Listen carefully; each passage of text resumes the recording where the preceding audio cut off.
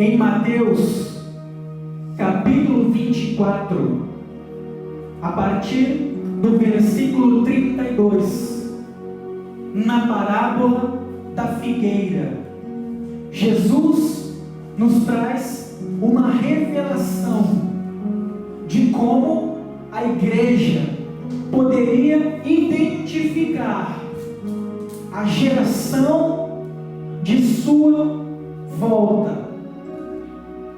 A figueira simboliza a nação de Israel. Israel rejeitou o Senhor Jesus, não o recebeu. Eles esperavam que o Messias viesse como um rei, desembanhasse a espada e gritasse: independência ou morte. Porém, o Senhor Jesus veio vestido como um pescador, trazendo uma mensagem que dizia: se alguém te bater na face direita, oferece-lhe a esquerda. Se alguém te obrigar a caminhar uma milha, vai com ele 2. Se alguém te roubar a capa, deixe que leve também a túnica.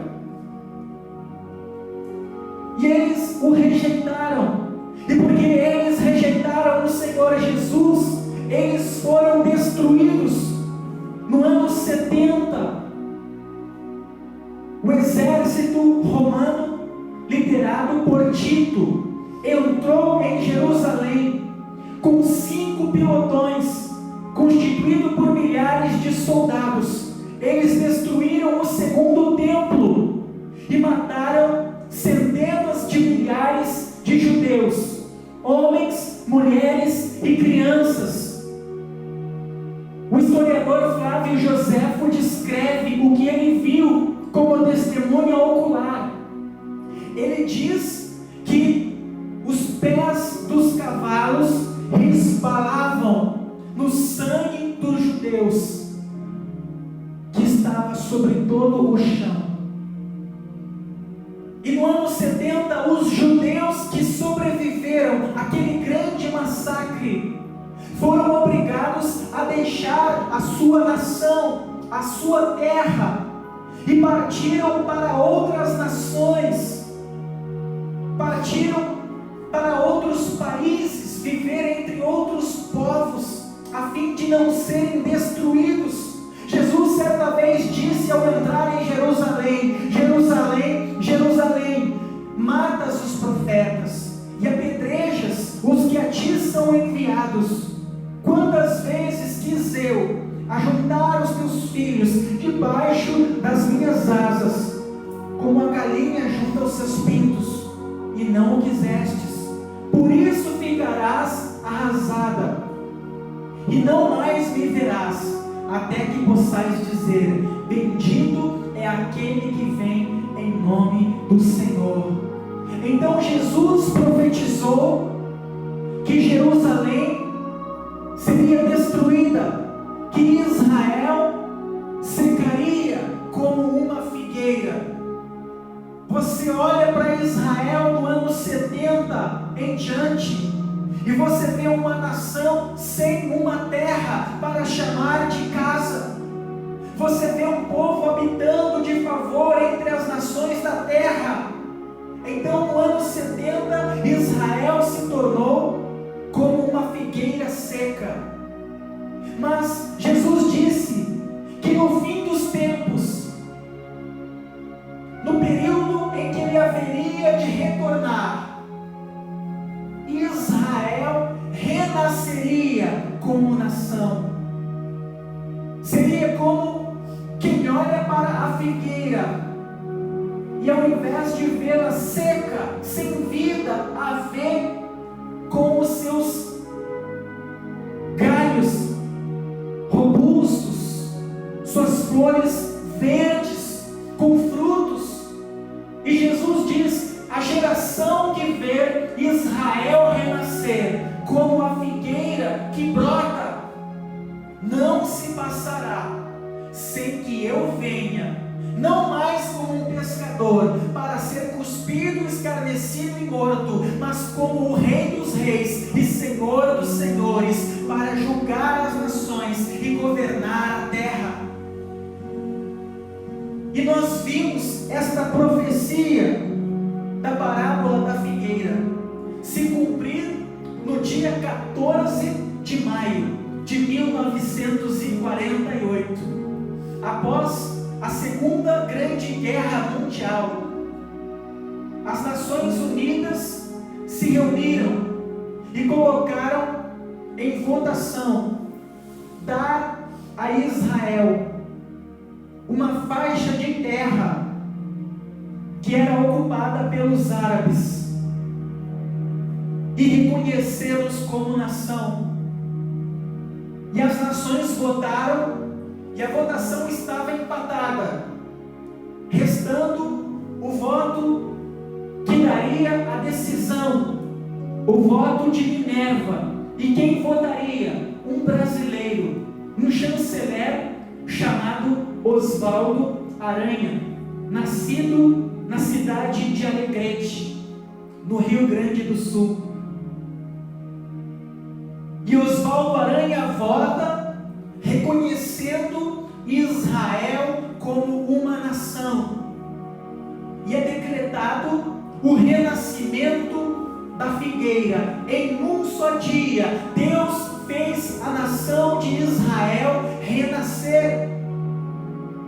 Naquela região habitavam cerca de 800 mil judeus, e quando eles foram reconhecidos pela ONU como nação, judeus de todas as nações da terra começaram a migrar para Israel, e mais de 5 milhões voltaram. E desde então, a cada ano, centenas e milhares de judeus retornam para que a profecia se cumpra.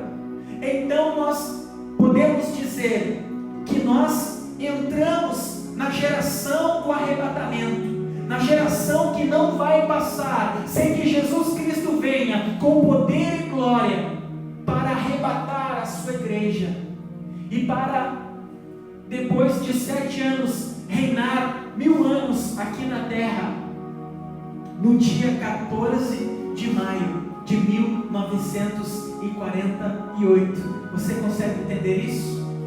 No dia 14 de maio, a figueira renasceu. Jesus disse em Mateus 24, versículo 34: em verdade vos digo que não passará esta geração sem que todas estas coisas aconteçam, sem que ele venha entre as nuvens dos céus, acompanhado por miríades de milhares de anjos, e ao toque da última trombeta, num momento, num abrir e piscar de olhos, dos 4 cantos da terra, a sua igreja seja arrebatada com poder e grande glória. Por isso que nós precisamos estar atentos, guardando a nossa fé, firmes na presença do Senhor. O diabo tem feito de tudo para tirar as pessoas da presença de Deus, para esfriá-las na fé. Já fazem, hoje em 2020, 72 anos que Israel renasceu, e Jesus disse que a geração que viu Israel renascer não passará. Abra a sua Bíblia em Salmos 90.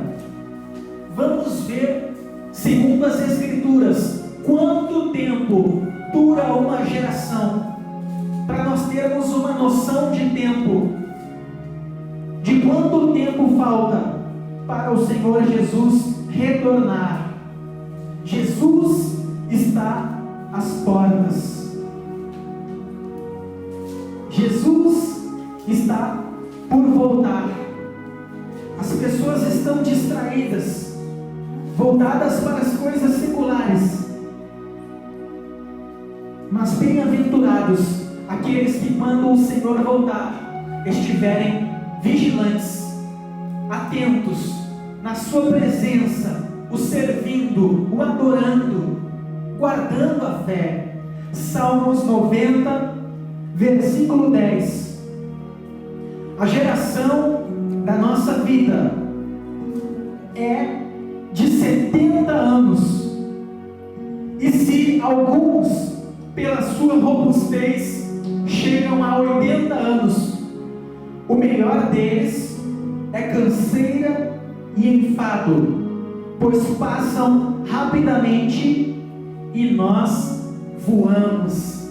Então, segundo os Salmos 90, versículo 10, o tempo de uma geração é entre 70 e 80 anos. E nós vimos que nós entramos na última geração, segundo a profecia da parábola da figueira, no dia 14 de maio de 1948. Já fazem 72 anos. Então, por esta palavra, nós podemos entender de que falta muito pouco para que o Senhor Jesus volte para arrebatar a sua igreja.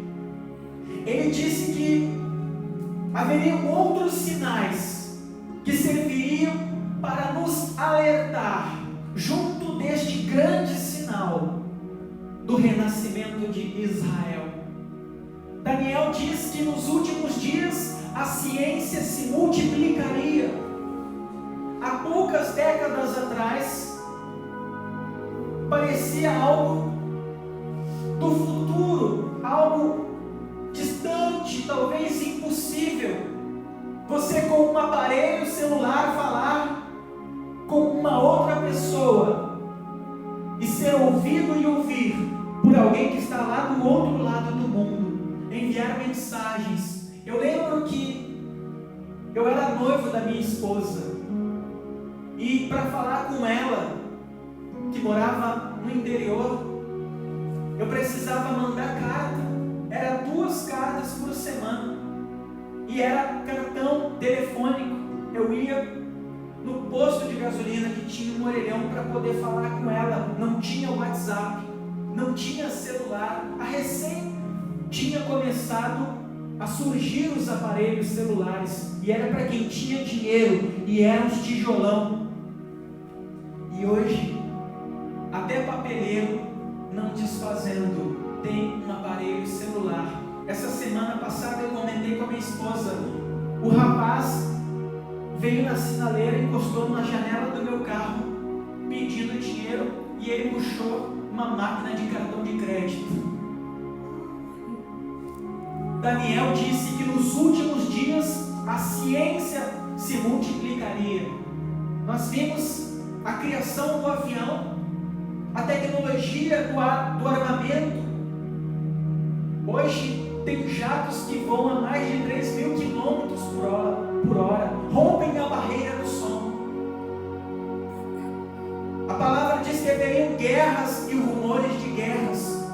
E nós vimos que existem várias nações que estão em constante perigo de guerra.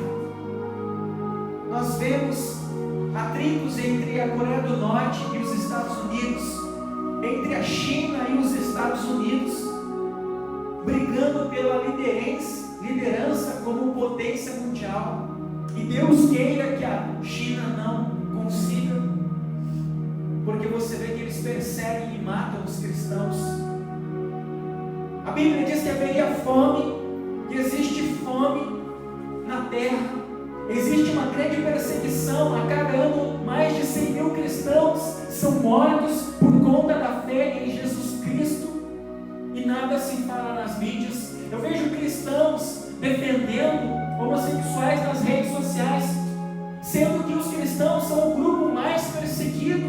Não que você aprove perseguir homossexual, mas eu não vejo homossexual sendo decapitado, sendo queimado, sendo incendiado vivo. Eu vejo cristão, eu vejo igrejas sendo queimadas. A maioria dos homossexuais que são mortos são crimes passionais, mas isso a imprensa não divulga. São crimes entre eles, por conta de sentimentos de traição, eles mesmos se matam. Não estou dizendo dizendo que não haja alguma perseguição, mas não se compara com a perseguição que os cristãos sofrem no mundo inteiro. Na Coreia do Norte, os cristãos são presos e obrigados a trabalhar até a morte, com fome, com maus tratos. Na China são torturados, milhares de igrejas são queimadas. Nos países onde impera o islamismo, as pessoas são mortas por não negar a Jesus Cristo. E estes são sinais da vinda do Senhor Jesus. A palavra diz que o amor esfriaria e que pais matariam filhos e filhos matariam pais. Nós vimos o casal Nardoni que jogou a filha Isabela Nardoni do 5º andar. Nós vimos a jovem Susana Richthofen, que junto do namorado e o irmão do namorado, os irmãos Cravinhos, mataram a golpes de um taco de beisebol os pais, a fim de ficar com uma herança. Quando nós abrimos o jornal ou ligamos a TV e vemos tais notícias, nós precisamos entender como uma mensagem do nosso Deus para nós, a sua igreja. Deus está dizendo através dos sinais: desperta, porque é chegado o dia do arrebatamento. Esteja percebido, esteja atento. Quando Jesus Cristo vier para arrebatar a igreja, não haverá tempo para consertar a sua vida com Deus. Será num segundo, num abrir e piscar de olhos. Jesus disse em Mateus 24, a partir do 36, estarão 2 no trabalho, um será levado e deixado o outro. Aquela pessoa que serve ao Senhor estará junto com as que não servem. E em muitos lugares, a que serve é perseguida, é zoada por conta da sua fé. Mas naquele momento, num abrir e piscar de olhos, aquela pessoa vai ouvir o toque da trombeta, pois seus ouvidos espirituais serão abertos e ela será atraída entre as nuvens dos céus, já em um corpo glorificado, eterno e imortal. Vai ficar ali só a roupa. Jesus disse: estarão 2 na cama, um será levado e deixado o outro. Se os 2 forem servos do Senhor, os 2 serão levados.